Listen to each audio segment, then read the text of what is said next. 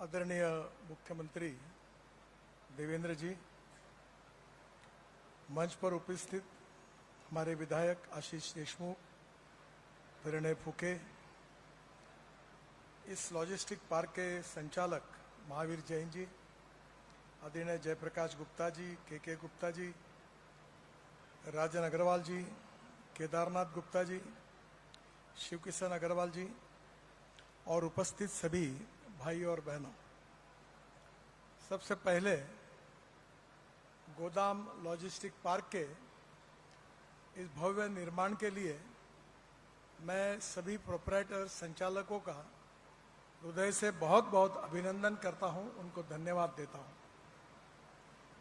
नागपुर एक 0 माइल भी है और नागपुर एक लॉजिस्टिक कैपिटल भी है।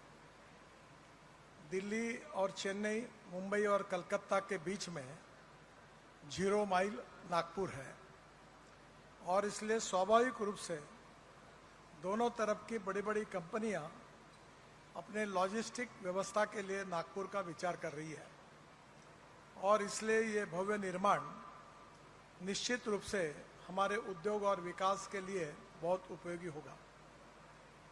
ये जो रोड बना हुआ है, जहाँ से आप अमरावती रोड से पलटते हैं, ये रोड मेरा हर समय जाने का है, क्योंकि आगे 6 मील पर धापेवाड़ा मेरा गांव है और मैं अक्सर इस रोड से जाता हूँ।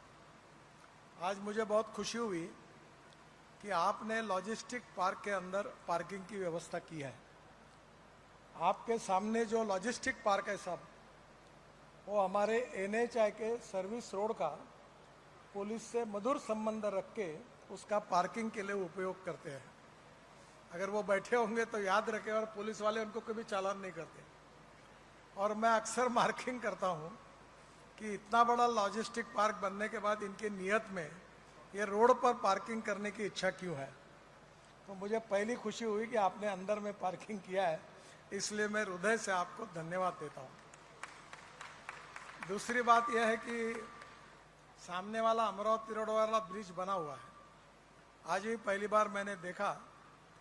और आगे ये अमरावती रोड भी 6 लेन बन रहा है, तो नेचुरली अब वैरायटी चौक से इस लॉजिस्टिक पार्क में 18 से 20 मिनट में हम पहुंच जाएंगे।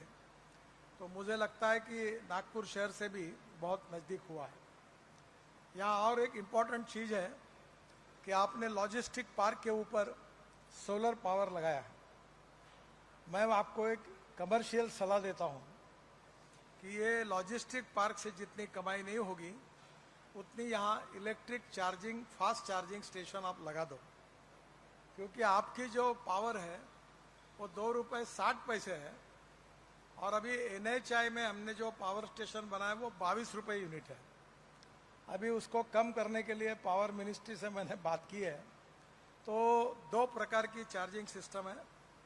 अभी कंस्ट्रक्शन इक्विपमेंट और एग्रीकल्चर इक्विपमेंट भी लगभग इलेक्ट्रिक पर आए हैं। मेरे यहाँ भी इलेक्ट्रिक का ट्रैक्टर है और इलेक्ट्रिक के ट्रक भी है।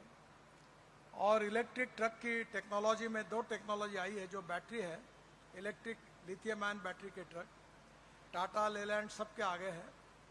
और दूसरा और है कि फ्लैश चार्जिंग, इलेक्ट्रिक चार्जिंग, तो उसमें भी काफ़ी बड़े प्रमाण पर आज हमारे यहाँ ट्रांसपोर्ट सिस्टम में डेवलपमेंट हो रही है। दूसरा एक ट्रक जो है वो बहुत ही अच्छा है, जो अभी 60 टन माल लेके जाता है और डीजल का अगर 120 रुपये खर्चा है तो उस ट्रक का डीजल के बदले में 15 से 20 रुपये खर्चा है, आपको 10 रुपये आएगा। क्योंकि वो जो ट्रक है, वो इसकी जो बैटरी है वो स्वैपिंग टेक्नोलॉजी है। अभी JNPT से लेकर कांडला, मुद्रा से लेकर कंटेनर लेकर बख्शी एंड कंपनी ने ये सर्विस सोनीपत से शुरू की है। मैंने उसका लॉन्चिंग किया है और वो ट्रक सोनीपत कंटेनर लेके जाता है और उसी ट्रक के 3 ट्रक हमारे यहाँ भी है और वो बहुत ही डीजल का खर्चा नहीं के बराबर है। तो आप जो एनवायरनमेंट के लिए भी ये जो माल आएगा, ये यहाँ पहुँचाने के लिए अगर आपने ये इलेक्ट्रिक ट्रक का उपयोग किया तो पर्यावरण की रक्षा होगी और आपका कॉस्ट इफेक्टिवनेस और बढ़ेगा। मुझे बहुत खुशी है कि अब लॉजिस्टिक कॉस्ट जो है हमारे देश की 16% थी, ये चाइना की 8% थी और यूरोपियन कंट्री की भी 12% थी। पर अभी मुझे खुशी है कि अभी एक IIM बेंगलोर, IIT चेन्नई और IIT कानपुर ने एक अध्ययन किया, 4 महीने पहले उनका रिपोर्ट आया है और उन्होंने कहा है कि हमारी लॉजिस्टिक कॉस्ट 6% अभी कम हुई है। यानी लगभग ये 4 महीने के पहले का रिपोर्ट था। अब मेरा विश्वास है कि लॉजिस्टिक कॉस्ट ये निश्चित रूप से हमारी चाइना के बराबर आई है, क्योंकि जो हाईवेज और रोड्स हमने बनाए हैं उसके कारण समय और डीजल दोनों की भी बचत हो रही है। और अब डीजल के बजाय जो अल्टरनेटिव और बायोफ्यूल आएगा उससे और सेविंग होगा। मैं मानता हूं कि यही बात हमारे एक्सपोर्ट के लिए बहुत इम्पोर्टेंट है। अभी और एक बात है जिसका आप जरूर उपयोग करिए कि हमने सिंधी में एक ड्राई पोर्ट बनाया है, सैटेलाइट पोर्ट, और वहाँ सब प्रकार की फैसिलिटी एक्सपोर्ट इंपोर्ट वहीं से होगा और डायरेक्ट JNPT को यहाँ से कंटेनर जाएंगे। और ये होने के कारण अब नागपुर से कोई भी माल आप विदेश में भेज सकते हो और यहाँ तक ला सकते हो। ये भी बहुत बड़ी उपलब्धि है।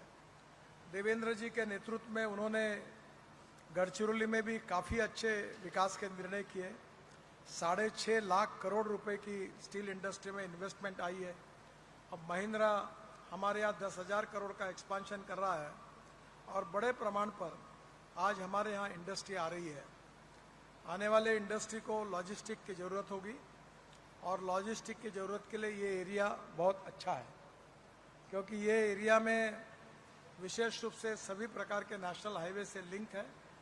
जो एग्जिस्टिंग नागपुर का रिंग रोड है ये भी पूरा हुआ है और अभी 1600 करोड़ के उस पर सर्विस रोड भी मंजूर हुए हैं।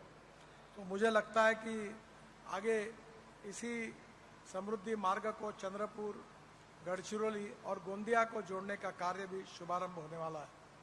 और नागपुर से हैदराबाद भी एक इंडस्ट्रियल कॉरिडोर एक्सप्रेस हाईवे हम हमारे तरफ से बना रहे हैं और तीनों के कारण सभी दिशा में हम लोग गति से जा पाएंगे।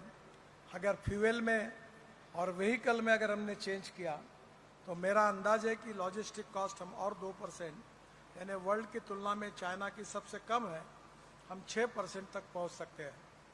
और इसलिए इसमें अच्छा इकोनॉमिक्स है और उसके साथ पावर भी आपने लाई है। मैं आपको और इस प्रोजेक्ट को हृदय से बहुत बहुत शुभकामनाएं देता हूं, आपका अभिनंदन करता हूं। बहुत बहुत धन्यवाद। नमस्कार। बहुत बहुत धन्यवाद माननीय श्रीमान नितिन गडकरी जी। आपका प्रेरक उद्बोधन और आपके विचार हमेशा टीम गोदाम को अपने लक्ष्य प्राप्ति के लिए प्रेरणा देते रहेंगे। और इसके बाद मैं आमंत्रित करती हूं हमारे कार्यकुशल, दृढ़ संकल्पित, यशस्वी मुख्यमंत्री, जिनके नेतृत्व में महाराष्ट्र और नागपुर के विकास को नई दिशा मिल रही है, माननीय श्रीमान देवेंद्र फडणवीस जी को, कि वे अपने विचारों से हमें अनुग्रहित करें।